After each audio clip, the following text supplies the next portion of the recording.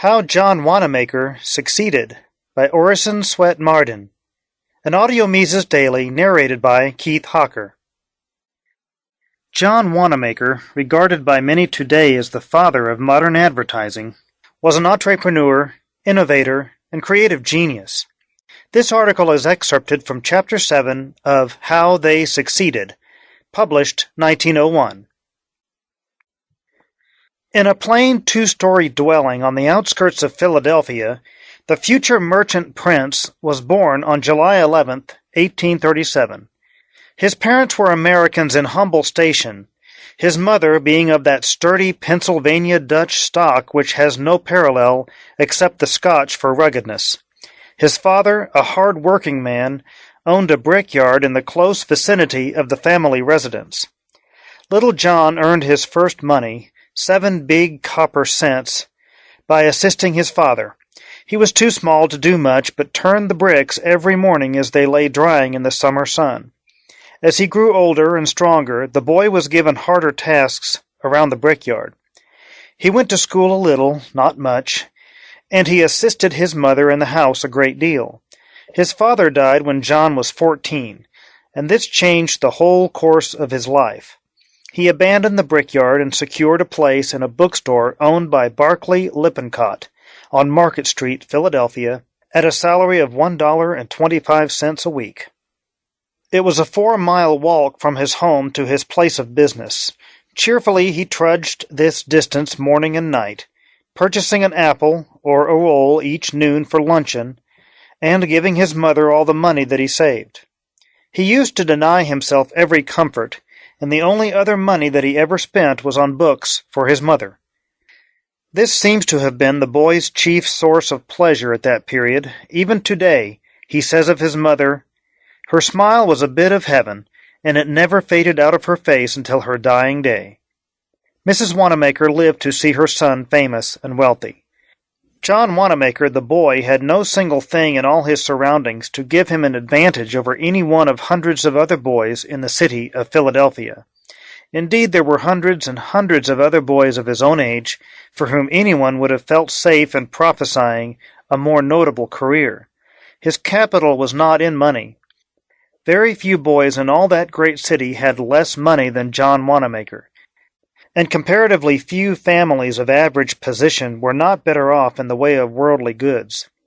John Wanamaker's capital, which stood him in such good stead in after life, comprised good health, good habits, a clean mind, thrift in money matters, and tireless devotion to whatever he thought to be duty. People who are well acquainted with John Wanamaker when he was a book publisher's boy say that he was exceptionally promising as a boy, that he was studious as well as attentive to business. He did not take kindly to rough play or do much playing of any kind. He was earnest in his work, unusually earnest for a boy, and he was saving his money.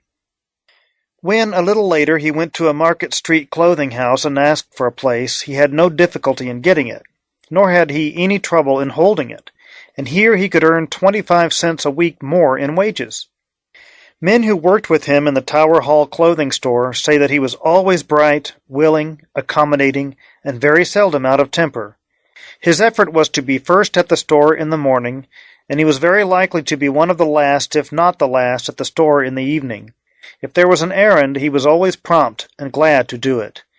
And so the store people liked him, and the proprietor liked him, and when he began to sell clothing, the customers liked him. He was considerate of their interests. He did not try to force undesirable goods upon them. He treated them so that when they came again, they would be apt to ask, "Where is John?" Colonel Bennett, the proprietor of Tower Hall, said of him at this time, "John was certainly the most ambitious boy I ever saw. I used to take him to lunch with me, and he used to tell me how he was going to be a great merchant. He was very much interested in the temperance cause, and had not been with me long before he persuaded most of the employees in the store to join the temperance society to which he belonged. He was always organizing something. He seemed to be a natural-born organizer. This faculty is largely accountable for his great success in after life." Young Wanamaker's religious principles were always at the forefront, in whatever he did. His interest in Sunday school work and his skill as an organizer became well known.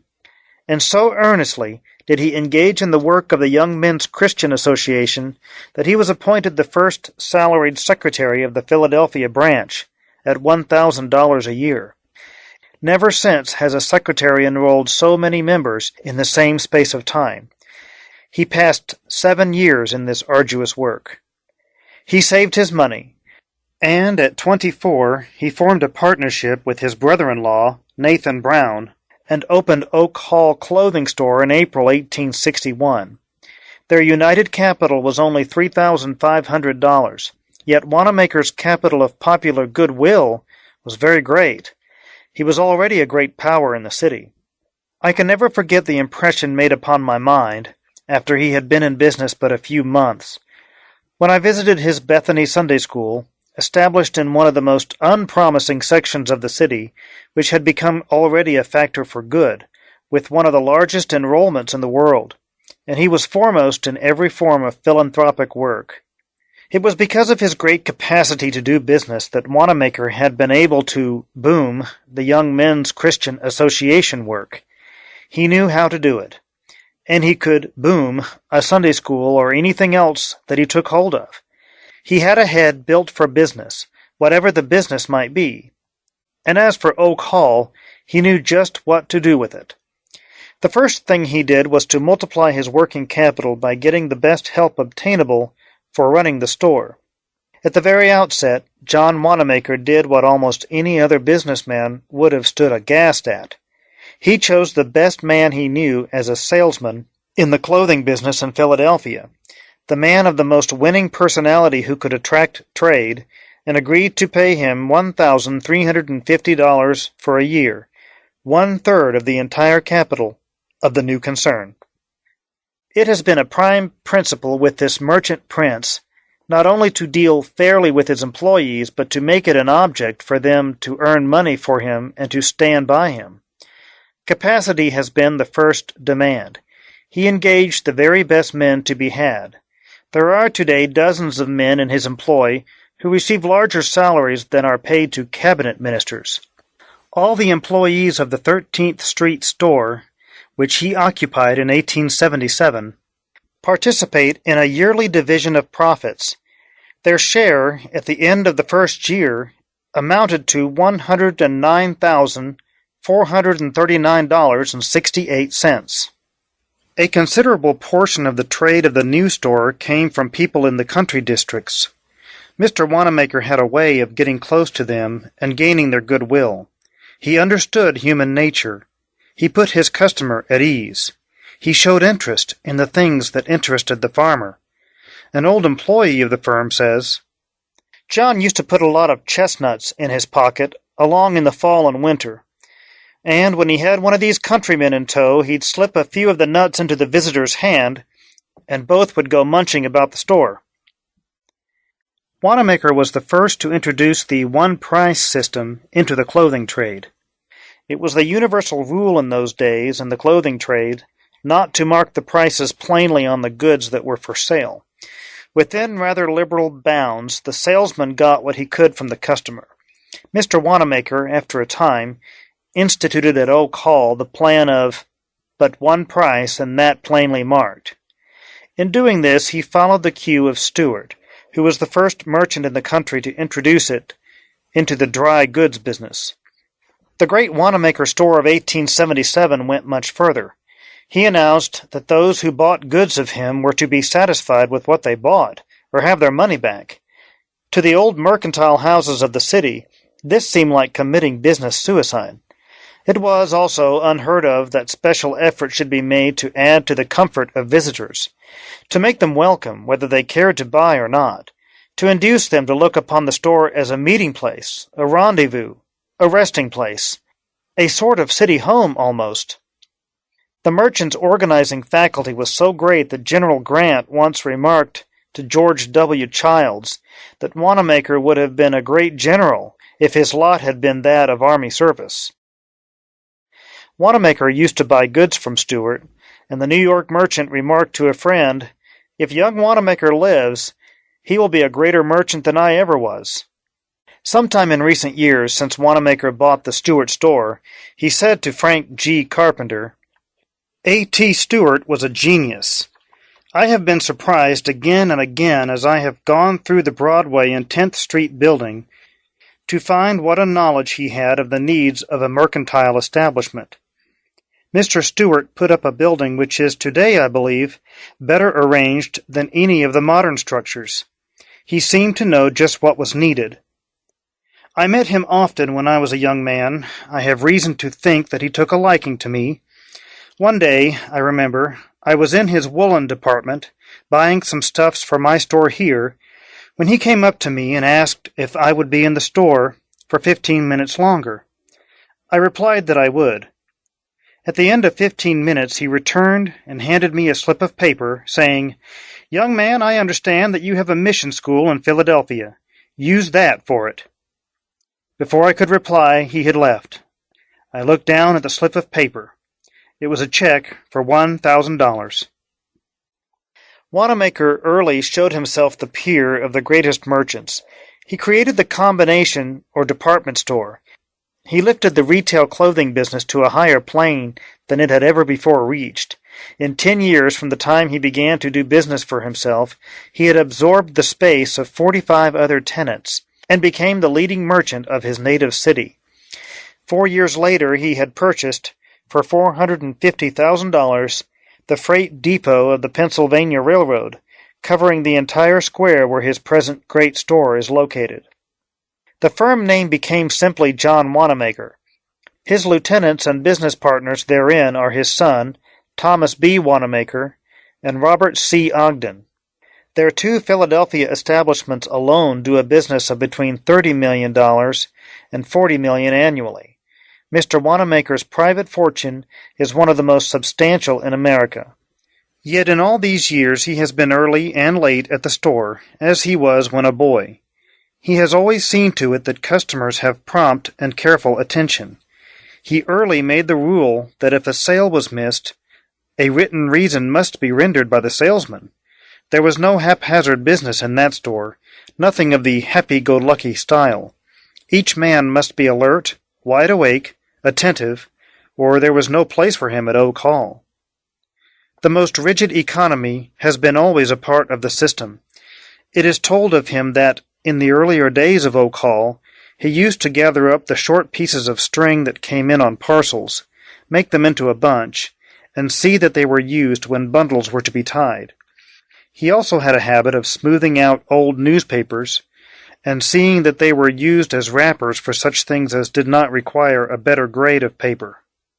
The story has been often related of the first day's business at the original store in 1861, when Wanamaker delivered the sales by wheeling a pushcart. The first day's business made a cash profit of $38, and the whole sum was invested in one advertisement in the next day's Enquirer. His advertising methods were unique. He paid for the best talent he could get in this line. Philadelphia woke one morning to find W&B in the form of 6-inch square posters stuck up all over the town. There was not another letter, no hint, just W&B. Such things are common enough now, but then the whole city was soon talking and wondering what this sign meant. After a few days, a second poster modestly stated that Wanamaker and Brown had begun to sell clothing at Oak Hall. Before long there were great signs, each 100 feet in length, painted on special fences built in a dozen places about the city, particularly near the railroad stations. These told of the new firm and were the first of a class that is now seen all over the country. Afterward, balloons more than 20 feet high were sent up, and a suit of clothes was given to each person who brought one of them back. Whole counties were stirred up by the balloons. It was grand advertising, imitated since by all sorts of people. When the balloon idea struck the Oak Hall management, it was quickly found that the only way to get these airships was to make them, and so, on the roof of the store, the cotton cloth was cut and oiled and put together. Being well built and tied very tightly at the neck, they made long flights, and some of them were used over and over again. In one instance, A balloon remained for more than 6 months in a cranberry swamp, and when the great bag was discovered, slowly swaying in the breeze among the bushes, the frightened Jerseymen thought they had come upon an elephant, or maybe a survivor of the mastodons. This made more advertising of the very best kind for the clothing store, the kind that excites interested, complimentary talk. Genius consists in taking advantage of opportunities quite as much as in making them. Here was a young man doing things in an advertising way regardless of the custom of the business world, and with a wonderful knowledge of human nature. He took common sense advantage of opportunities that were open to everybody. Soon after the balloon experience, tally-ho coaching began to be a Philadelphia fad of the very exclusives. Immediately afterward, a crack coach was secured, and 6 large and spirited horses were used instead of 4, and Oak Hall employees, dressed in the style of the most ultra coaching set, traversed the country in every direction, scattering advertising matter to the music of the horn. Sometimes they would be a week on a trip. No wonder Oak Hall flourished. It was kept in the very front of the procession all the time.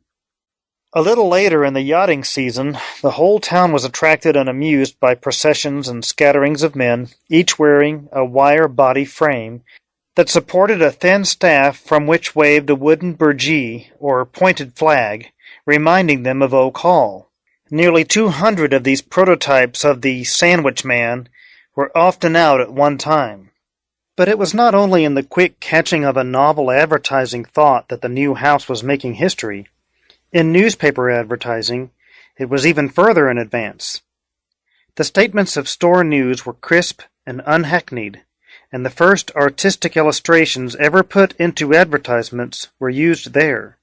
So high was the grade of this picture work that art schools regularly clipped the illustrations as models, and the world-famous Shakespearean scholar Dr. Horace Howard Furness treasured the original sketches of the 7 Ages as among the most interesting in his unique collection. The chief reason, said Mr. Wanamaker upon one occasion, that everybody is not successful is the fact that they have not enough persistency.